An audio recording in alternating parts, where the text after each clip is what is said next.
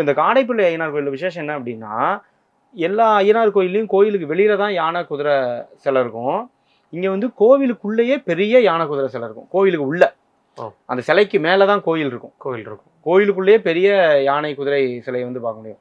இப்போ எதுக்கு சொல்ல வரேன் அப்படின்னா, இந்த மாதிரி பல பழமையான ஐயனார் சாஸ்தா கோயில்கள் வந்து இருக்கு. நம்ம முன்னாடி பார்த்தா ஐயனார் தான் சாஸ்தா, அவர் தான் மணிகண்டன் பார்த்தோம். இப்போ அதுல முதல் கட்டமாக இருக்கக்கூடிய மூலாதார கஷேத்திரம் தான் சொரிமுத்து ஐயனார் கோயில்.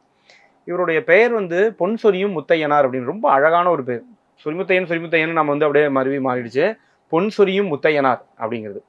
இப்போ இது எவ்வளோ பழமையான கோயில் அப்படின்னு பார்த்தோம்னா, புராண காலத்துல அகஸ்திய மாமுனி வந்து வடக்க வந்து சிவபெருமானுக்கும் உமாதேவிக்கும் திருமணம் நடக்கிறது. தக்ஷனோட பொண்ணு உமாதேவியை சிவபெருமான் கல்யாணம் பண்ணிக்கிறார். அப்போ இங்கே இருக்கிற தெற்க இருக்கிற எல்லாருமே இந்த வடக்குக்கு போயிடுறாங்க. இப்போ எல்லாருமே வடக்குக்கு போயிருந்தா நமக்கு தெரிஞ்ச விஷயம் தான். வடக்கு வந்து உயர்ந்து தெற்கு தாழ்ந்து போகும் பொழுது, இன்னைக்கு நம்ம அதான் சொல்லியிருக்கோம் இல்லையா, வடக்கு உயர்கிறது தெற்கு தாழ்கிறதுன்னு சொல்கிறோம்.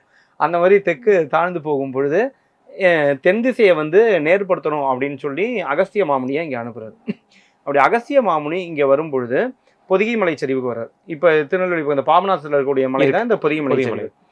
இன்னைக்கு என்ன அப்படின்னா, அந்த பொதிகை மலை சரிவு வந்து அகஸ்திய மலைக்கு போகிறதுக்கு அதுதான் ரொம்ப ஷார்ட்டான ரூட். ஆனால் அது வந்து ரொம்ப அடர்ந்த வனாந்திரம், டைகர் ரிசர்வ் அப்படிங்கிறனால அது வந்து நம்ம கவர்மெண்ட்ல க்ளோஸ் பண்ணி வச்சிருக்காங்க. அதனால தான் நம்ம வந்து திருவனந்தபுரம் வழியாக போகிறோம், கேரளா வழியாக போகிறோம். இல்லைன்னா இது வந்து ரொம்ப ஷார்ட் வந்து இதுதான், நீங்கள் ரொம்ப ஷார்ட் ரூட்லேயே போயிடலாம்.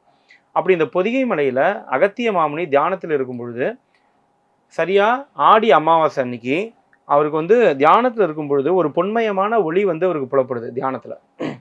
இப்போ இந்த பொன்மயமான ஒளி என்ன அப்படின்னு பார்க்கும் பொழுது, சிவபெருமானுக்கு சாஸ்தாவானவர் அங்கே பூஜை பண்ணிட்டு இருக்காரு. சிவபெருமானுக்கு சாஸ்தா பூரணா புஷ்கலா சமேதனாக பூஜை பண்ணக்கூடிய காட்சி.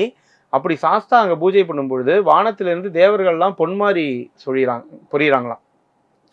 தேவர்கள் வந்து பொன்மாரி பொழிய சாஸ்தா வந்து அங்கே பூரணா புஷ்கலா சமேதரா சிவபெருமானுக்கு பூஜை பண்ணுற ஒரு அற்புதமான காட்சியை அகஸ்திய மாமுனிவர் பார்க்குறாரு. அது மட்டும் இல்லாமல் அந்த காட்சியில் அவருக்கு என்ன தெரியுது அப்படின்னா, அங்கே சாஸ்தாவை சுற்றி எண்ணிலடங்காத பரிவார பூதப்படைகள் இருக்காங்க. அதாவது சொல்லில் அடங்குமோ உனது பூதப்படைகள் அப்படிங்கிற பாட்டுக்கு ஏற்ற மாதிரி எண்ணிலடங்காத பரிவார கணங்கள், மாடன், கரடி மாடன், இருளன், சடையன், பிரம்மராட்சசி, பேச்சி, வனப்பேச்சி, இப்படி எண்ணிலடங்காத பரிவார தெய்வங்கள் அங்கே சாஸ்தாவை சுற்றி இருக்கிறாங்க. அப்படி ஒரு அற்புதமான காட்சியை பார்க்குறாரு. அந்த காட்சியை அப்படியே கோயிலாக அமைத்தது தான் சொரிமுத்தையனார் கோயில், பொன் சொரியும் முத்தையனார் கோயில்.